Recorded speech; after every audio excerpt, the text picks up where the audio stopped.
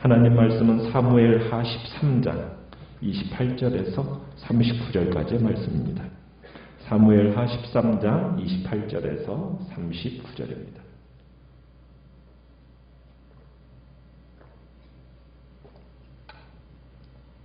사무엘하 13장 28절입니다.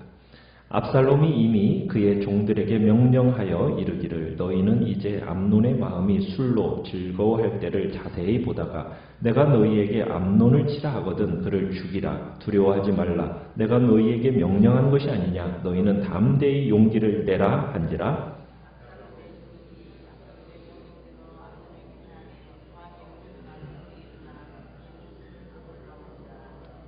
그들이 길에 있을 때에 압살롬이 왕의 모든 아들들을 죽이고 하나도 남기지 아니하였다는 소문이 다윗에게 이르매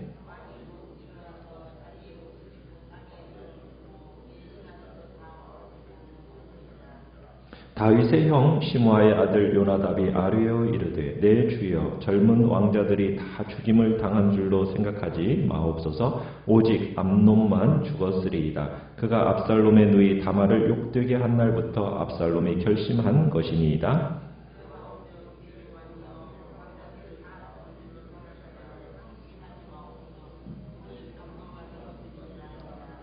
이에 압살롬은 도망하니라. 파수하는 청년이 눈을 들어보니 보아라 뒷산 언덕길로 여러 사람이 오는도다.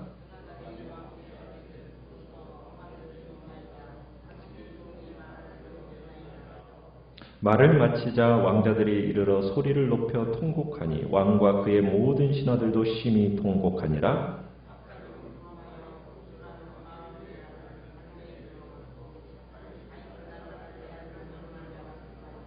압살롬이 도망하여 그술로 가서 거기에 산지 3년이라. 다윗 왕의 마음이 압살롬을 향하여 간절하니 암논은 이미 죽었으므로 왕이 위로를 받았음이더라. 아멘. 오늘 말씀의 제목은 통곡하는 아버지라는 제목으로 말씀을 나눕니다. 암논이 이복 여동생 다말을 강간하고 그리고 돌보지 않고 그리고 나서 버려둔 지가 2년이라는 세월이 지나가게 됩니다. 어떻게 보면 2년이라는 세월이 지나가면서 모든 것이 이제 본 모습으로 되돌아가고 이제 그 사건도 세월 속에 묻히는 듯 했습니다. 다만 슬픔과 수치에 잠긴 다말만 오빠의 집에 살면서 참 삶을 비관하고 하루하루를 살아가고 있게 됐죠. 그러나 지난 2년이라는 그 시간 동안 한순간도 그 사건을 잊지 않고 마음속으로 칼을 갈면서 기회를 기다리는 자가 있었어요. 그 사람은 다름 아닌 바로 다말의 오빠 압살롬이었습니다. 압살롬은 매우 절제되고 인내심이 강한 보복자였던 거죠. 결국 다윗이 방관했던 이 암논의 죄, 이게 눈덩이처럼 불어서 이제 다윗의 집안을 덮치고 말게 됩니다. 다말이 이 암논에게 강간당하고 집으로 돌아왔을 때 압살롬이 다말에게 이렇게 얘기했거든요. 지금은 가만히 있자.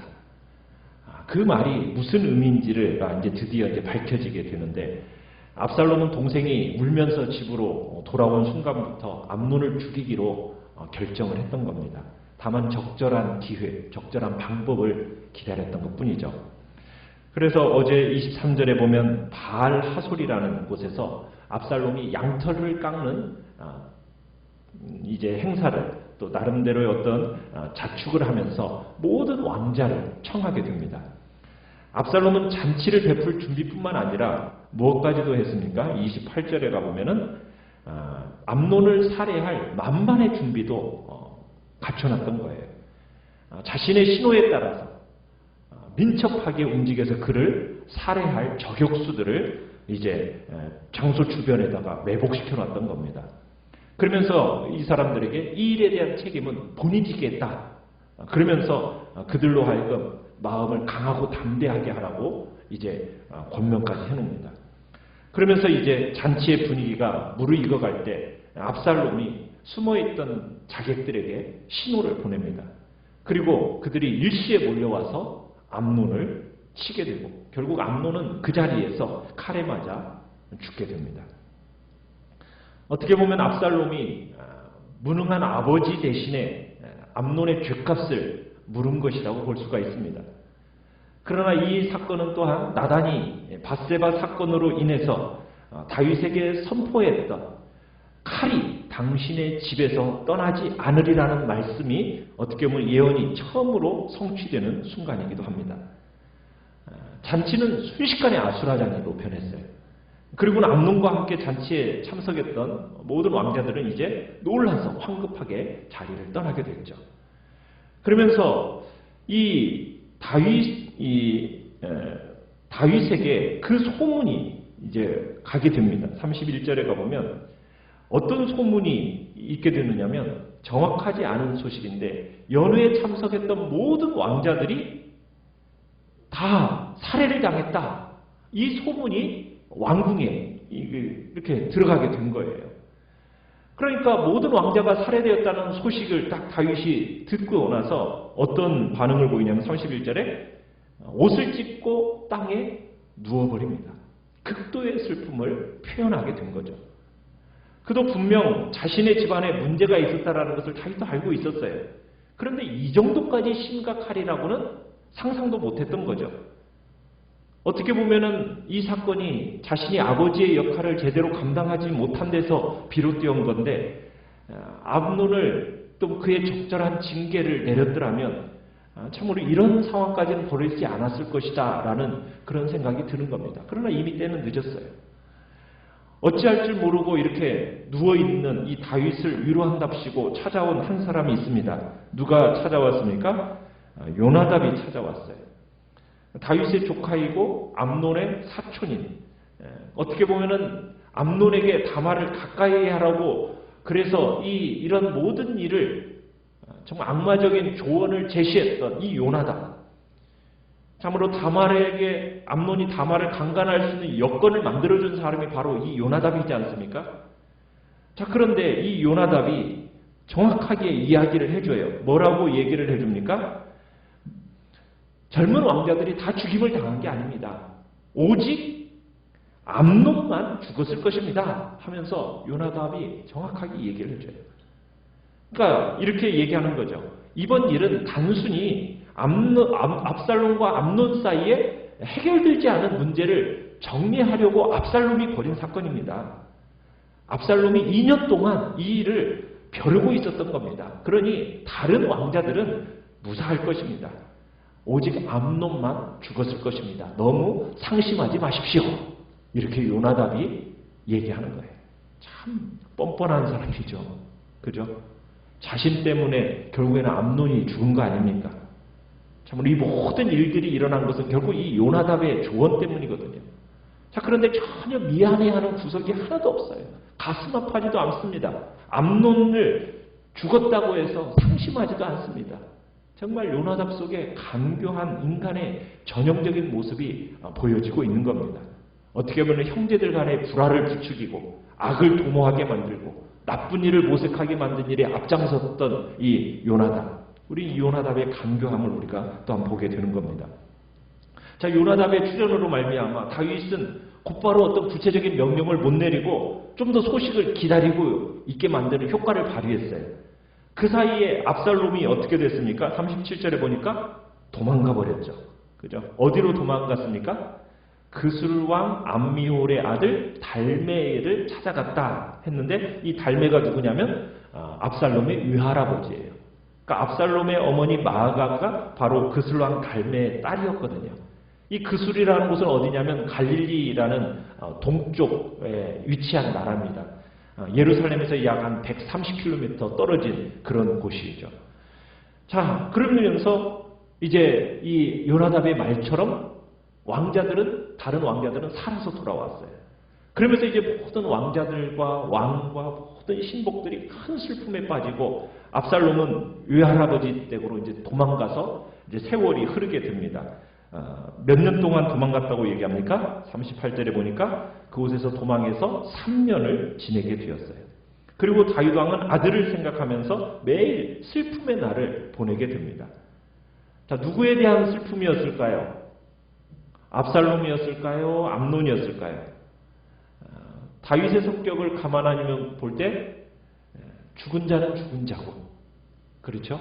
이제 살아있는 압살롬에 대한 슬픔으로 가득 찼던 겁니다. 시간이 지나니까 이제 암논의 죽음에 대해서는 이제 어느 정도 시간이 지나면서 심적인 고통이 누그러졌고, 그리고 이제 암논의 죽음은 과거 속에다가 이제 묻어두기로 결심을 했던 겁니다.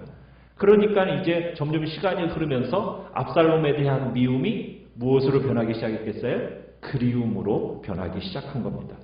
그러면서 이제 3년이라는 세월이 흐르게 돼요. 이제 날이 갈수록 이 압살롬을 향한 마음이 다윗의 압살롬을 향한 그 마음이 간절해져 갑니다. 이제 암논의 죽음은 이제 현실로 받아들이게 된 거니까요. 여기까지가 이제 13장의 얘기예요.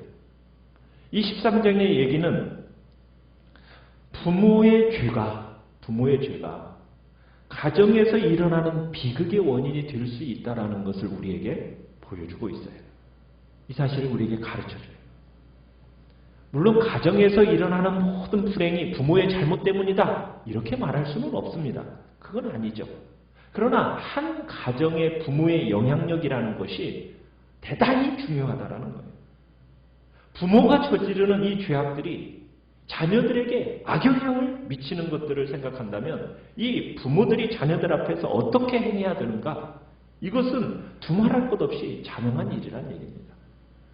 한 가정에서 부모의 책임이라는 것이 어느 것보다도 막중한 거라는 얘기예요. 이 모든 일의 시발점은 어디였습니까? 다윗의 죄였어요. 다윗의 죄. 그죠? 이 다윗이 범한 정말 그 죄, 밧세바의 사건, 우리아를 살해한 사건, 이것이 가정의 재난을 가져오는 원인이 되었거든요.